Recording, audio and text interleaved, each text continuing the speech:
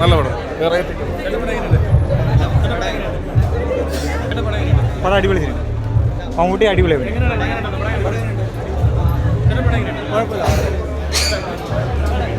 അടിപൊളി അടിപൊളി.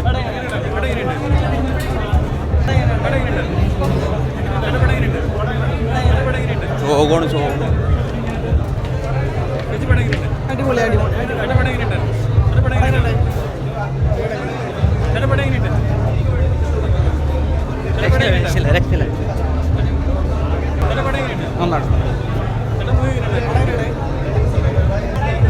അടിപൊളിയായിരുന്നു, നന്നായിരുന്നു,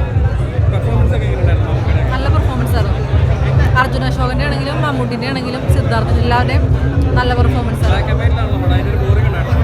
ബോറിംഗ് ഒന്നുമില്ല, കുറച്ച് സ്ലോ മോഷനിൽ പോകണമെന്നുണ്ടെങ്കിലും പീരിയോഡിക് ടൈപ്പല്ലേ, കാണാൻ അടിപൊളിയായിരുന്നു. ആ ഫാമിലിയായിട്ട് എൻജോയ് ചെയ്യാം. അഭിനയം എല്ലാവരും നല്ലതായിരുന്നു. മ്യൂസിക് ഒക്കെ അടിപൊളിയായിരുന്നു. ഓരോ ഇതിന് പറ്റിയ പോലെ നല്ല മ്യൂസിക് അടിപൊളിയായിരുന്നു, കണ്ടിരിക്കാം. ഒരു പ്രാവശ്യം വന്ന് കാണാം, അത്രേ ഉള്ളൂ. ഭയങ്കര ലാഗായിരുന്നു പടം. ഫസ്റ്റ് ഹാഫൊക്കെ കുറേ സമയം കൊടുക്കണ പോലെ തോന്നി.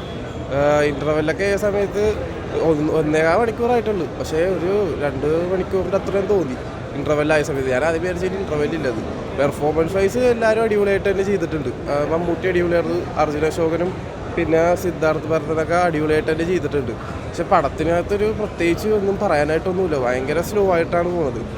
ഭയങ്കര ലാഗാണ് പടം. ഫസ്റ്റ് ഹാഫ് സെക്കൻഡ് ഹാഫിലോട്ട് വരുമ്പോൾ എന്തെങ്കിലും ഉണ്ടാവുമെന്ന് വിചാരിച്ചു, പക്ഷേ പ്രത്യേകിച്ചൊന്നുമില്ല. പിന്നെ ഹൊറർ എലമെൻറ്റ്സ് ഒന്നുമില്ല, ഹൊററൊന്നും പ്രതീക്ഷിച്ചാലും വരരുത്.